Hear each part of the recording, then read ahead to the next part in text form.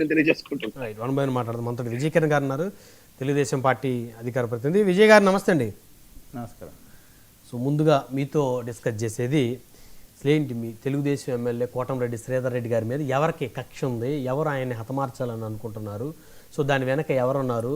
అయితే కొంతమంది వైసీపీ నాయకులు ఆయన సోదరుడు, ఆయన బంధువులు ఎవరో ఆయన్ని హతమార్చాలని అనుకున్నారని వాళ్ళు ఆరోపణ చేస్తే ఆయన ఒక మాట అన్నాడు, అధికారం కోసం సొంత వాళ్ళని హతమార్చే డిఎన్ఏ మాది కాదన్నాడు. ఏం జరుగుతుంది సార్ నెల్లూరులో? ముందుగా మీకు ప్యానల్ సభ్యులు ప్రేక్షకులందరూ కూడా గుడ్ ఈవినింగ్ అండి. అదేవిధంగా సోదరుడు రాజీవ్ కూడా పెద్ద యాక్సిడెంట్ నుంచి బయటపడి తిరిగి మళ్ళీ డిబేట్లుగా రావటం సంతోషం. కిరణ్ గారు వన్ సెకండ్ నేను కూడా చూసానండి. ఐ థింక్ మీరు బాగానే ఉన్నారు అనుకుంటున్నాను. Hope recovered. వెరీ ఒక సర్జరీ ఉంది మిత్రమా, అది ఒక నెల తర్వాత చేయించుకోవాలి. భగవంతుడు మంచి ఆరోగ్యం ఇవ్వాలని కోరుకుంటా ఉన్నాను. ఎందుకంటే చాలా మంది డిబేట్స్కి వస్తూ ఉంటారు కానీ రాజీవ్ గారు ఎక్కడ లైన్ దాటి మాట్లాడరు, పర్సనల్ గా పోరు, ఒక కొన్ని ఎథిక్స్ పాటిస్తారు. కాబట్టి నాకు కూడా రాజీవ్ గాంధీ గారు అంటే ఇష్టం. అలానే రాజీవ్ గాంధీ గారికి కూడా ఈ రోజున పవన్ కళ్యాణ్ గారు అంటే ఎంత ఇష్టమో చెప్పినందుకు మరొకసారి కృతజ్ఞతలు.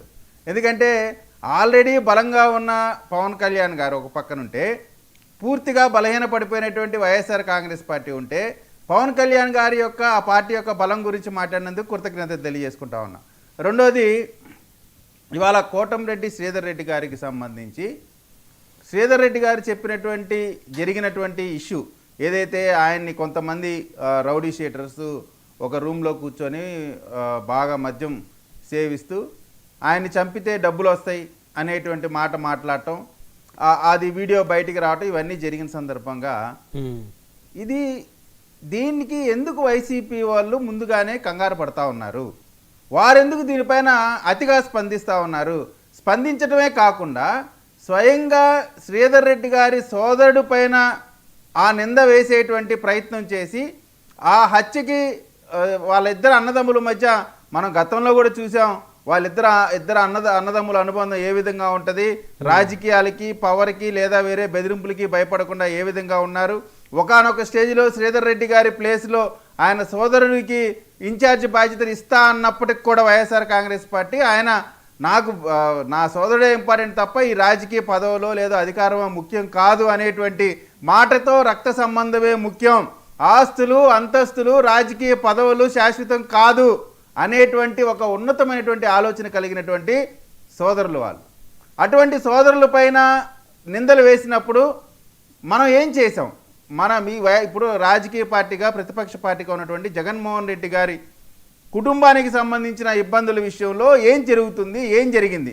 2004లో రాజశేఖర రెడ్డి గారు ముఖ్యమంత్రి అయిన వెంటనే జగన్మోహన్ రెడ్డి గారు చిన్నాన్నని పక్కన పెట్టి ఎంపీ కావాలనేటువంటి ప్రయత్నం చేశారు.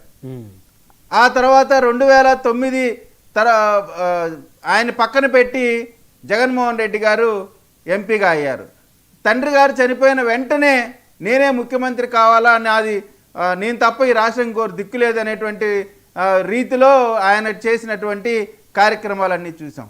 ఆ తర్వాత క్రమంలో ఒక్కొక్కటిగా చూసుకుంటూ వస్తుంటే, ఏ తల్లి అయితే ఆయన కోసం అహర్నిశలు కనీసం ఎప్పుడు రాజకీయాల్లో రానటువంటి విజయమ్మ గారు రాజకీయాల్లో ఏ విధంగా తిరిగారనేటువంటి చూసాం. అటువంటి తల్లిని కూడా ఒక మీటింగ్ పెట్టి అందరి ముందే ఆమెని రాజకీయాల నుంచి నిష్క్రమింప చేయటం, అంతేకాకుండా శాశ్వత అధ్యక్షుడిగా వైఎస్ఆర్ కాంగ్రెస్ పార్టీకి జగన్మోహన్ రెడ్డి తనకు తానే ప్రకటించుకోవటం.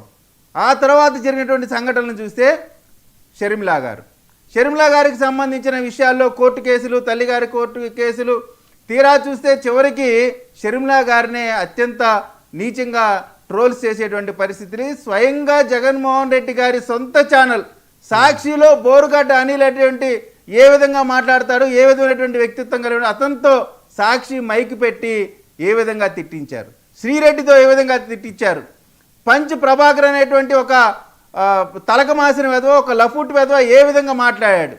అంటే ఇంత దారుణమైనటువంటి కుటుంబ నేపథ్యం పరిస్థితులు ఉన్నటువంటి మీరు శ్రీధర్ రెడ్డి గారి బ్రదర్ పైన మాట్లాడటం అంటే ఇంతకంటే దౌర్భాగ్యం, దివాలా కోరుతానో దారుణం ఇంకోటి లేదనేటువంటిది ఆయన శ్రీధర్ రెడ్డి గారి విషయం.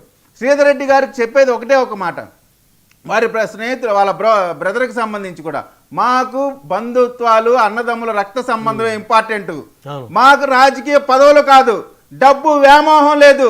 పేదవాడిగా వచ్చాను, ఈ రోజున పెద్దవాడిగా అయ్యానంటే దానికి కారణం నా స్నేహితులు, నా కుటుంబ సభ్యులు అనేటువంటి ఒక ఆలోచన కలిగినటువంటి వ్యక్తి.